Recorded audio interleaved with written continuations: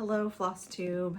I am excited to do my September Flosstube and kind of update you on all the things going on. As promised a few videos ago, I just said we would be discussing grief and crafting. So go ahead and grab your tissues because we're going to get deep later on in this episode. But I want to go ahead and kind of show you what I've been working on. It's not a whole lot because September has been very busy. I've delivered 3 babies so far, all in a week this last week. Beautiful birth. And my daughter and I took a trip. That was super fun. We got to go see her favorite band in concert and a band from my era in concert. So it was the perfect blend for the two of us.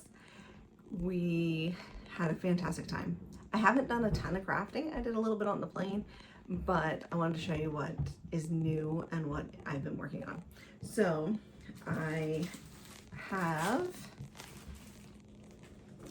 finally started Tiny Town, and I started it tiny. I wanted to see how it would turn out. The fabric that I chose, it is actually what I bought at Market last year, and it is the well, I'm not as prepared as I thought it was. Oh, there it is. Okay. It is Lap and Loops, and I believe it's called Smoke, and it's so tiny. This is on 56. That's all I've got so far is one little bit of a wise man. So I'm actually starting with, or not a wise man, a shepherd. I'm starting with the frill on the side, and I saw someone online do the frills on the side just a few, like on theirs it was just a few inches down. Mine's going to be a few centimeters down from the main nativity scene, and I really liked that. So I'm doing two things that I got influenced off of YouTube for. I'm doing it super tiny, and I'm doing it the whole thing with the frills on the side. So super excited on that one. It is one that I have banished to my front porch only in the daylight because it is so small. But I did get it started. I got everything all ready to go. So that is the first one. The next one, I think I showed you guys this one. This one was a start last time. I've made very little progress on it, but this is a Poutini, and so far I've got Superpower and a little bit of a grass hill, and it has a little sheep on it, and it says, I make wool, what is your superpower? Super cute. Gonna give it to a friend who has sheep, and it's just a cute little one. It fits in my purse. It's so tiny, the whole kit, and I love having it when I'm at births or waiting for kids in the car. It's one of those things.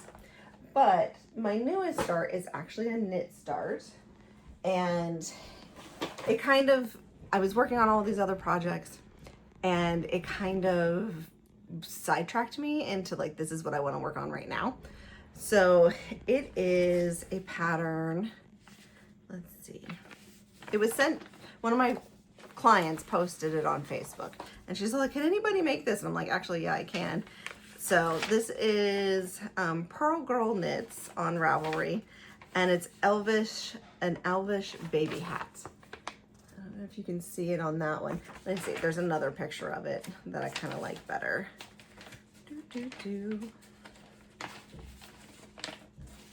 Let's see, there it is. Elvish baby hat. And I love the leaves that go up the side of it. And then there are baby booties that match it. Super cute. So this client hasn't been able to carry a baby to term in 10 years. And she has had multiple losses. And some of them I knew about. Most of them I did not know about because she just wouldn't share with anyone. And this one, though, that she's currently pregnant with, we've made it halfway. We're at 23-ish weeks. So super excited for them. Hopefully this baby makes it all the way to the end. That is our our goal, our hope. So far, everything looks healthy. So that is what I'm working on for her. She picked lovely green, very close to the pattern.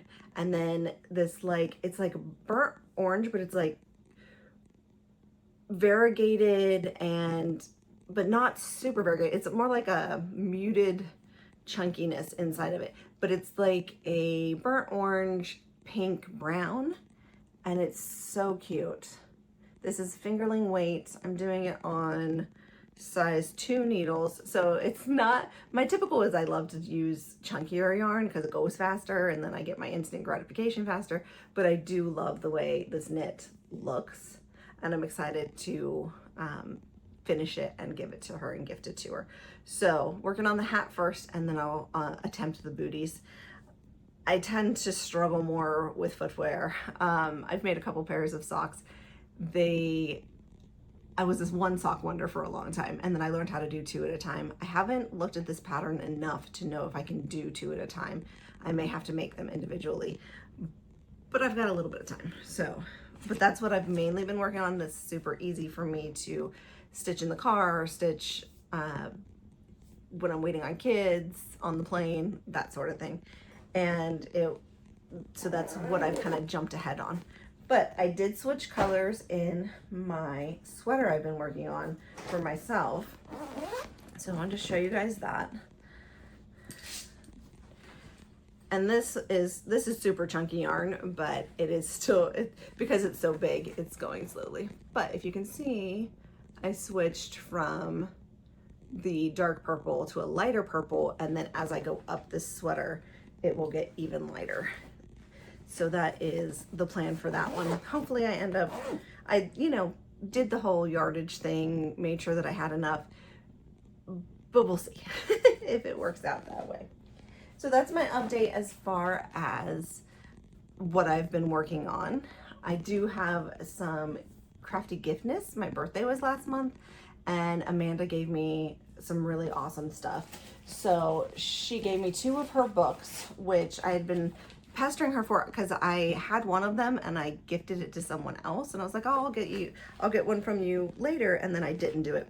So this is Summer Stitching Starts, and she designed it so well,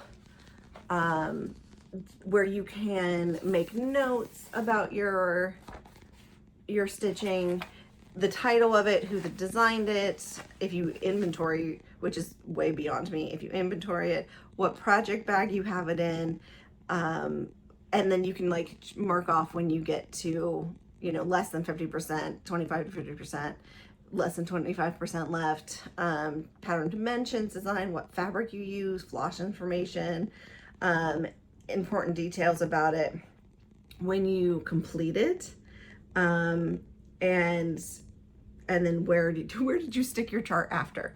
Did you gift it? Did you give it to someone else? In one of her books, she has also who you want that to go to later. And I think that that is such a smart idea, to have it written down who you're gifting your crafty finished products to when you're gone. And we're gonna get more into that later on in this video. The other thing she gifted me was a chart and stitch, because she's like, you got to start designing, you have all the ideas. So that's my next thing, is to do that. And I will probably do she tries real hard, but she's one off, as my first one. She gave me that, and then she gifted me this beautiful, she knows sunflowers are my favorite, so she gifted me a project bag, it's a real project bag. As many of you know, if you've watched my other videos, I keep them in those plastic waterproof bags because I have children and I carry these in my car, and I can't be trusted with it, not even my children. So she did make the front waterproof, splash proof.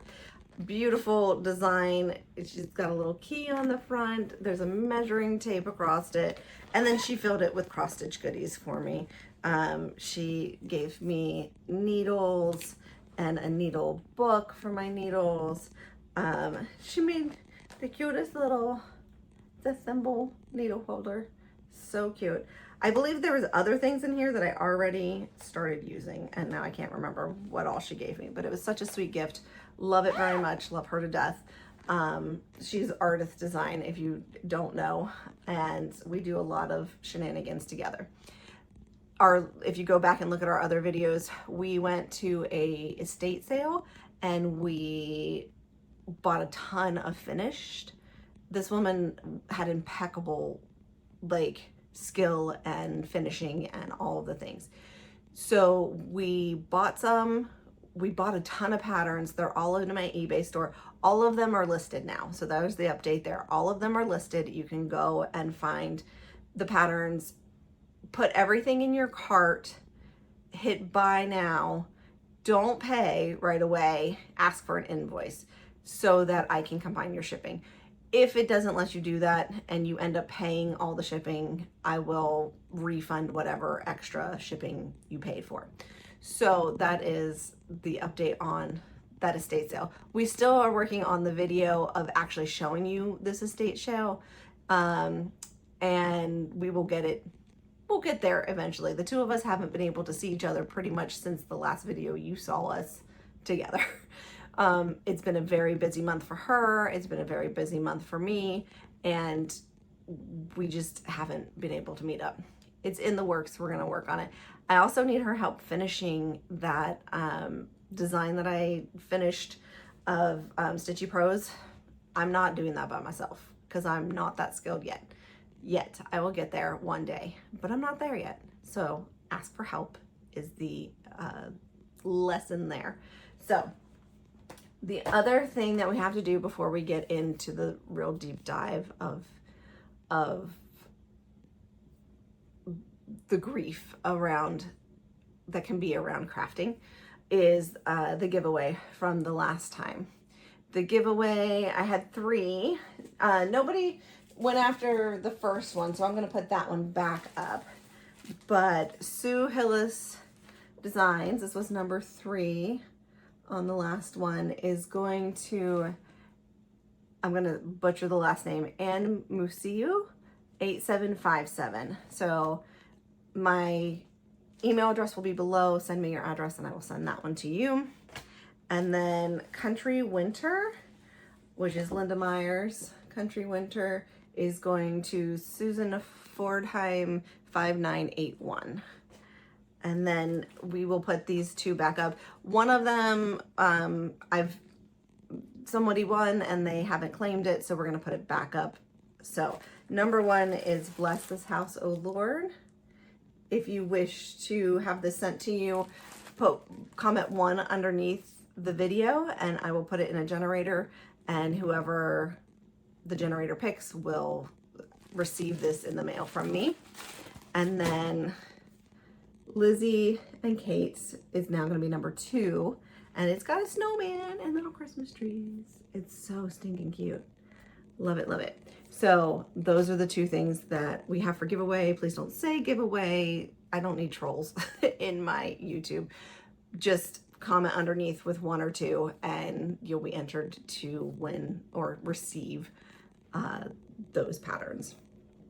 Okay, I think that is it. We're gonna grab our tissues and get into it. So I normally don't tell the birth story till the very, very, very end of this. In case you're new here, I am a midwife. I am a professional midwife. I deliver babies at home.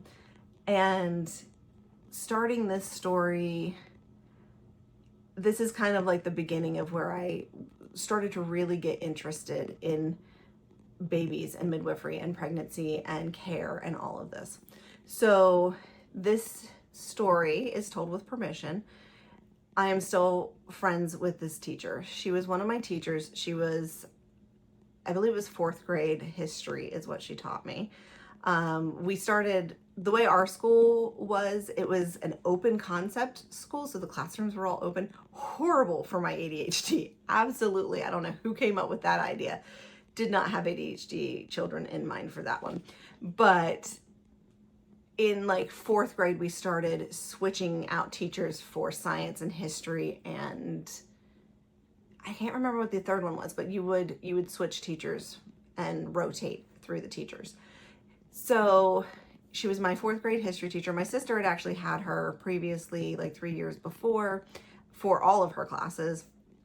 And she was just a super sweet, she was actually a new teacher, you know, when you're young and you think that all these teachers are so young, so old. She was not. She was so young. Looking back at my yearbook pictures of her, she was so young. She was also our 4-H leader. She got us into 4-H. It's one of the things I'm eternally grateful for, because we grew up super poor. We did not have money for extracurricular activities. The community theater was our go-to place because it was free for us to do the community plays.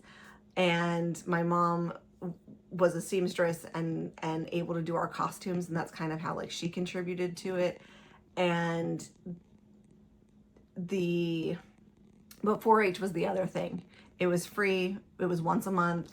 I mean, there were certain things like camp and things that cost a little bit of money, but we would always figure out a way. And this teacher would make sure that we figured out a way. She was very big into 4-H. Absolutely loved her. So we were still active in 4-H with her even after the time we had her as a teacher. So very influential person in our lives. When I was 12 years old, so I was in like 7th grade, she became pregnant. Her and her husband had some infertility things going on. She only had to take like 1 shot of the medication to cause her to ovulate, and she got pregnant with triplets. And this was so fascinating to me that there were 3 babies being grown in there. And she was put on bed rest because of like how taxing it is on your body to have triplets. And as she was getting bigger into the pregnancy, 2nd trimester, they started asking for help. Could people come, you know, help them with meals and help them with other things? So my mother and I went and visited them, took them dinner, and she had been to her doctor's appointment. Now this is like late 90s. And so she had a VHS though of the babies ultrasound. So she was like, do you want to see the babies? And I was like, absolutely, I would love this. And she put the videotape on, or well, her husband did. She wasn't moving from her chair.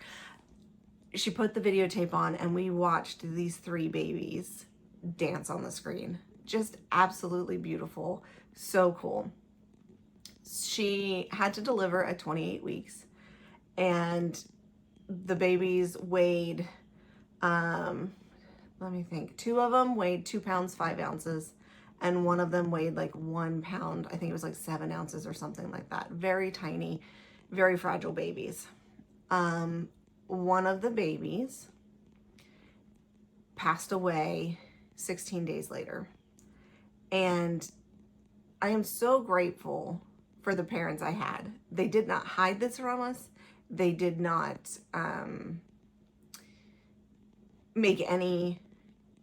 did not sugarcoat it at all. And my parents lived by, if the children are old enough to ask the questions, they are old enough to have the answers. And I had a whole lot of questions. I am sure I had a whole lot of questions. But I remember our parents taking us to this funeral for this baby. At this point, she's like 3 weeks postpartum, and it was the first time that I saw a mother mourning her child. At 12 years old, I'm seeing this. And I remember walking up to this teeny tiny casket and seeing this teeny tiny baby and thinking, he's perfect. What happened? Why did he die? And he was beautiful, like absolutely beautiful. I can still remember him. Like even for being as tiny as he was, he looked squishy, like to me. And he looked like a full baby, like, you know, so I was very full of questions of how does this happen? Why does this happen? What could have gone differently? And all of the questions. And my mom answered all of them. And answered them with such compassion, and I'm so grateful that we were never shielded from death. And this is the point where I was all like, well, I want to be a neonatologist and I want to save all the babies. And that's not what happened. And that's not what was meant to happen. But it was the first time that I was experiencing a mother's grief. And it was not the first time, or it was not going to be the last time that I experienced this. So grief is one of those things that when you're a child, I almost feel like you process it better. And it's such a short period, and then you move on from it, depending on the situation. Fast forward to when I was 22. Well, I guess I was 20 when my mother was diagnosed with breast cancer. So I was 20 years old when my mother was diagnosed with breast cancer. And I had one child, and I was pregnant with another child. And it was not quite like real that it was I was like, well, it's breast cancer, you know, they'll treat it and she'll live and it'll be great. It was stage 2. They thought they had caught it early. They just did it wasn't a full mastectomy. It was like a lumpectomy, I think is what they called it. And they didn't do chemo. They just did radiation. And they thought that she was in remission. 2 years later, not even 2 years, it was like 18 months later, she fell in her classroom. She was teaching at the time. Mom was a nurse. And then at some point as I think her children got older, she wanted to be a teacher so that she could be with us, not work crazy hours, have off when we had off. And she loved children. She loved, especially that 2-year, 3-year-old, absolutely loved how investigative they are and just impressionable at that age. And she just absolutely loved it. And so she was teaching and she tripped over a child and landed on her hip. We thought she had broken her hip. Turns out that there was cancer in her hip. So all of that to say, the cancer was back, and metastatic breast cancer is at this time not survivable. But there was no real timeline that anyone could give us. They're like, some people live 3 months, some people live 3 years, some people live 5 years. Like, we don't know what will be held for you. So there was a lot of pre-grieving going on, knowing that she was not going to survive this. And so it was very much, how do we make the best of the time? How do we deal with everyday life and all of these doctor's visits and all of the things and make it the best? And throughout this, crafting was a huge deal to her. It had always been a huge deal to her. When we're talking ADHD, like, my mother was the queen. And I don't think that she knew she was ADHD, because women weren't ADHD back then. But when I look back at it, I'm like, oh wow, your executive function was not that great. And I mean, I know mine's not that great. But she did not have children until she was 35. And so in that time of not having children, she learned to be a cake decorator.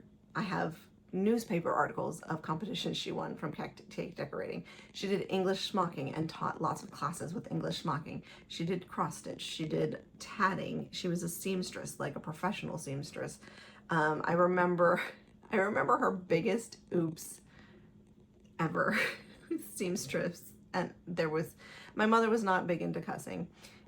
However, there were some definite swear words with this. She was doing a bridal party's dresses. So making them individually for each bridal party member. And these people had picked pink taffeta for their bridal party. And she had charged them you know, money to do this, but it was also a family friend, so she was trying to make it affordable for them. So very little margins going on here with this pink taffeta. And I remember she's sewing, she's working away. I think she's down to like the last dress. It might have even been the Flower Girl's dress. And she accidentally sneezes. And if you've ever worked with pink taffeta, you know, you get it like wet and it's not gonna survive. Like, it was not something that she was gonna come back from. And it's one of my early childhood memories with her being a seamstress of, she just was so livid because she was gonna have to figure out a way to either make this fabric stretch or she was gonna have to go get more, and she was not happy about it. But she did seamstress, she crocheted, she knitted, she embroidered. So in this time period though, she was working on projects as she always had been her entire life. And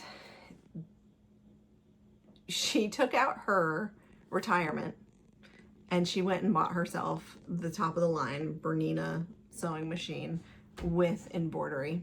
And she taught herself to embroider with this machine. She had never done machine embroidery before. She had done hand embroidery. And she made us Christmas ornaments, and she made things for my kids, and it was spectacular, the things that she could do with this machine, and it was so awesome. And in this time period, she also bought a lovely Amish made table that went with it, and it had hydraulics in it, and it had she also bought a really nice serger, and it had where it would like pop up and bzz up, and you'd have your serger, and then you could bzz up your sewing machine. And it was so solid wood, so heavy, beautiful, well designed, lovely. And she said, I'm leaving these to you. When I go, these will be yours, and you can, you know, sew and learn and everything. So I was 22 when she passed. So it was about 2 years from the first diagnosis to, no, I'm wrong. It was about 3 years from the first diagnosis to when she passed. It was a year from the time that she was diagnosed with the metastatic breast cancer to her death, just short of a year. And even though it was like one of the hardest years of my entire life, and everybody, so she ended up coming and living with me. Her and my dad were living in a duplex, and it was not, when she fell and like her hip had to be replaced and everything, they only had one bathroom on the upstairs level. My husband and I had purchased a home the year before, and from the time we bought the house, she was like gunning to move in with me, and I was like, well, you didn't have to do all this to move in with us. But we had a bedroom that was next to a bathroom that she was able to move into. And I got to take care of her that whole last year, and it was hard. It was so hard. I had 2 young children. I was working full time, and there was a lot of pre-grieving going on. And one of the things that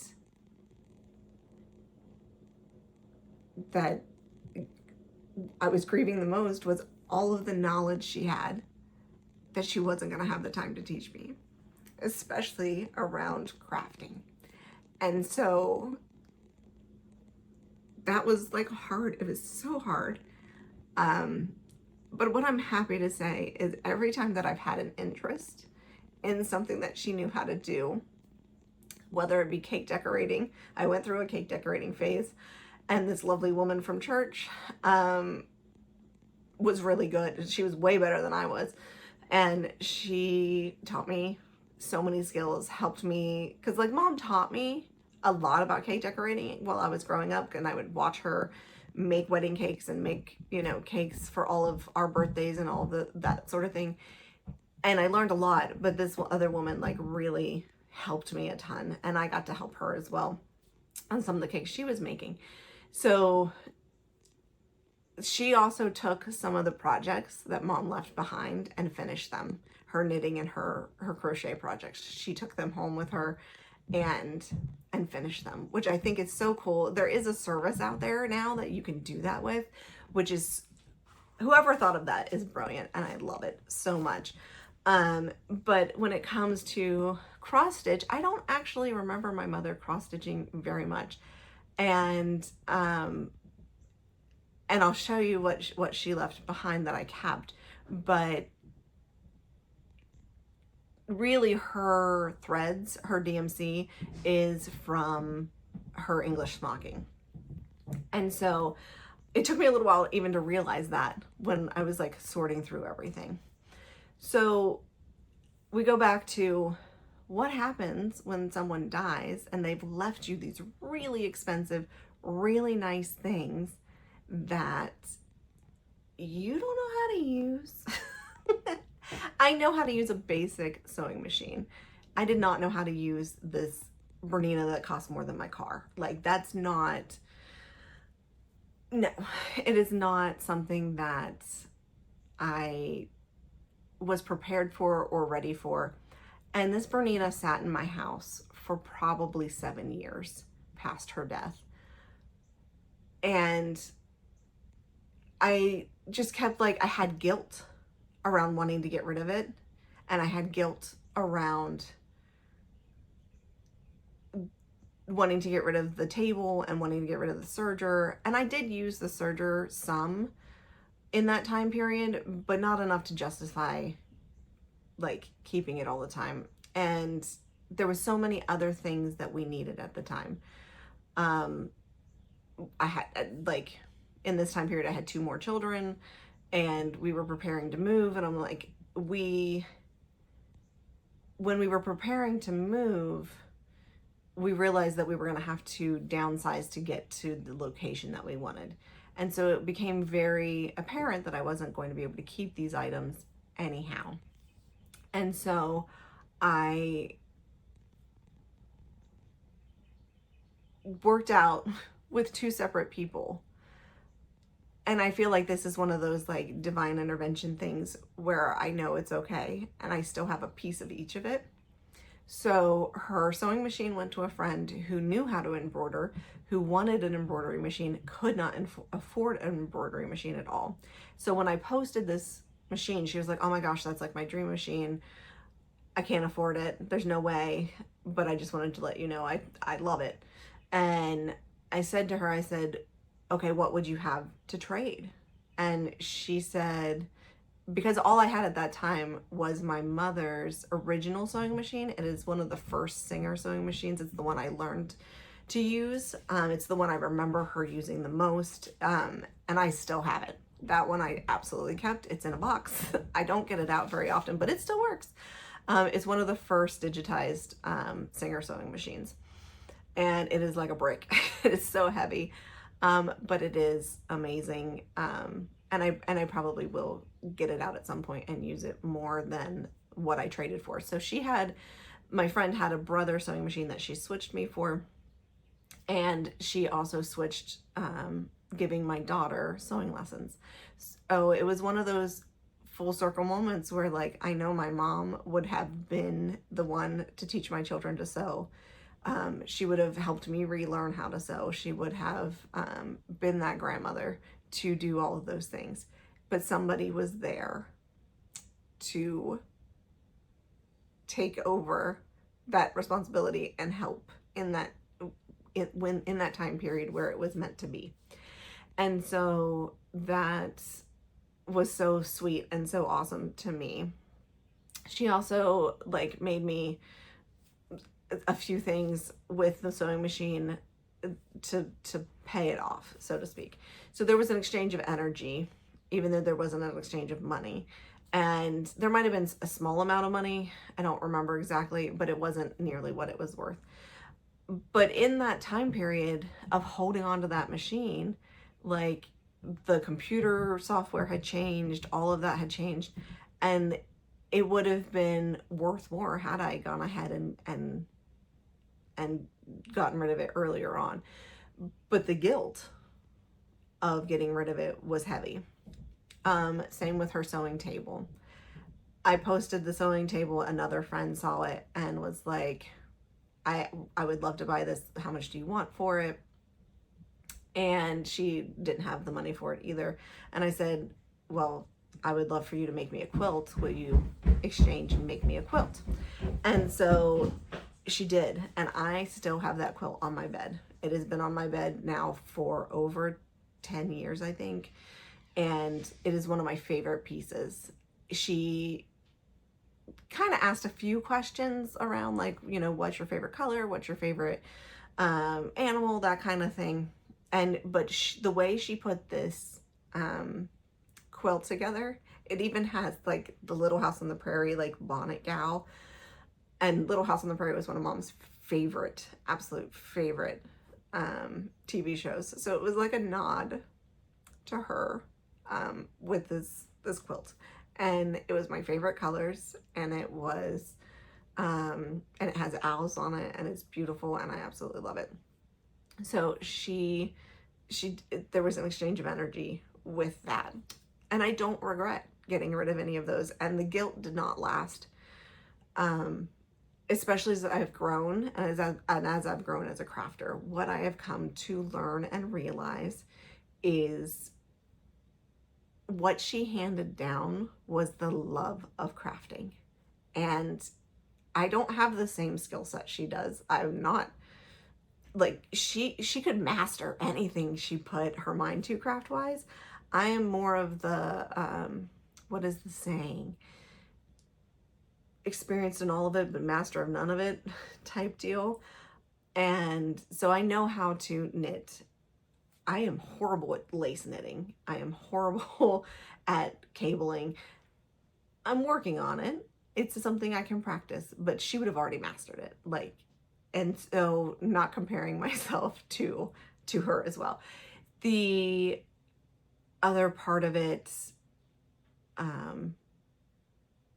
when it comes to crafting and all of that is just, I have some things that I do that she didn't do. She never wove, as far as my memory serves me. I've been able to learn to weave. And so that was something that it didn't really connect us, but the love of fiber and the love of crafting is still something that she handed down. And it's something that I hand down to my children as well. They all love to craft in their own way. And it's not always fiber or cross stitch or whatever. I have one that's really good at painting and really good at drawing, and I have one that does like to knit and cross stitch. So all of the kids have something that they enjoy, whether it's even just the finished product, right? So it's something that I feel like we all need, is to create and craft. And what's left behind doesn't have to be a lot. You don't have to hold on to everything.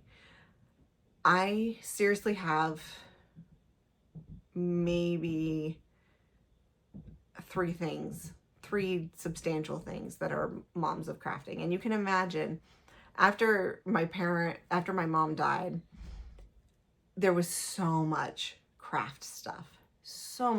And I was able to give a lot of it to people at church who she loved and would have wanted to have it. And it was great. But the things I kept were her Singer sewing machine. And I kept her, but at the time I didn't cross stitch at all. I don't know why I kept this. So I kept her giant case of DMC. And I didn't know anything about cross stitch at the time. So I don't know why I kept it, but I did. And she had all of her, so we've got the vintage pearl cotton folio of colors, and she had all of it done by this guide. And she had column 6, and she had all of the colors in there. This to me does not work for my brain.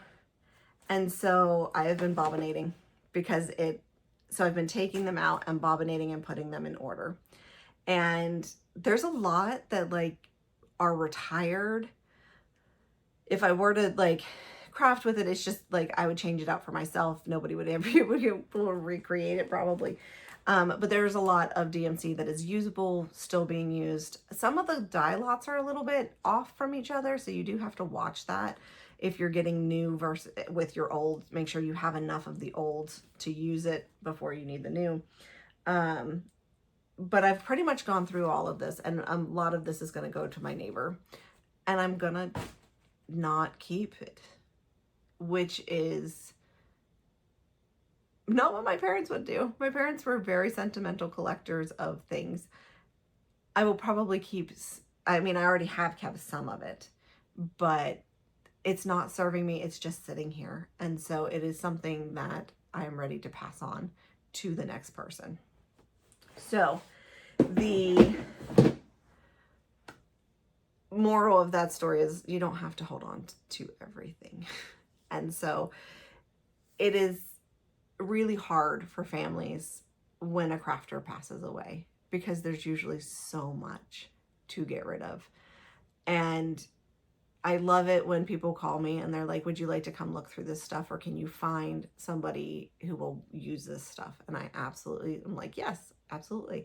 There was a neighbor down the road that they were cleaning out, and she was a full crafter, had so much fabric and everything. And they're like, do you want this? And I'm like, do I want it? Yes. Do I have the room for it? No. Because when we purchased our home, it was a 2-bedroom home and we had 4 children. And people were like, you do know how many kids you have, right?